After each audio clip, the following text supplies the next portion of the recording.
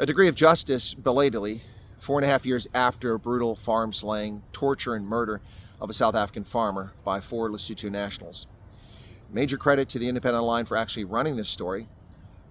Nabatyane Tali, Tabiso Ramolo, Moketsi Hlaudi, Kiketso Matabisa were convicted and sentenced in the torture and murder of a South African farmer, Jurie Wessels, back in 2019 on the Kaptein Drift farm.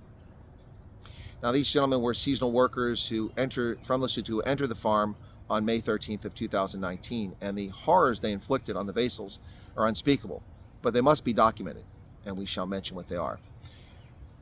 They stole Wessels' mobile, 2 firearms, ammunition, and 115,000 rand. One of those arrested shortly afterwards, but the other cowards fled to Lesotho, where the South African government sought extradition and eventually achieved extradition and brought them back to South Africa for trial. Now, this is the horror they inflicted on the Wessels family. They stabbed both of them repeatedly, not to kill them, but to make them suffer as they tortured them. They poured boiling water over both of the Wessels.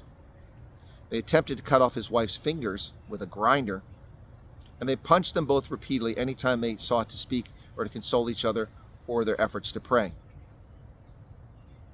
As if this wasn't enough horrible torture, they then drug Meneer Wessels over vines to make him suffer more before the callous, brutal, grotesque cowards shot him in the face. They've been handed life sentences, but we all know that life in South Africa doesn't mean life in prison. People get out within a few years, oftentimes. But beyond that, they were convicted on 4 other charges, including violating immigration law, which got them 3 months. But a 10-year, a 15-year, and a 5-year conviction add an additional 30 years to their sentence. Hopefully, these slimy, nasty, vile pieces of human excrement will never see the light of day again. And it is about time that justice is served for farm victims. We still await justice for Brendan Horner. We still await justice for thousands of South African farmers tortured and murdered, and those on farms like farm managers and farm workers.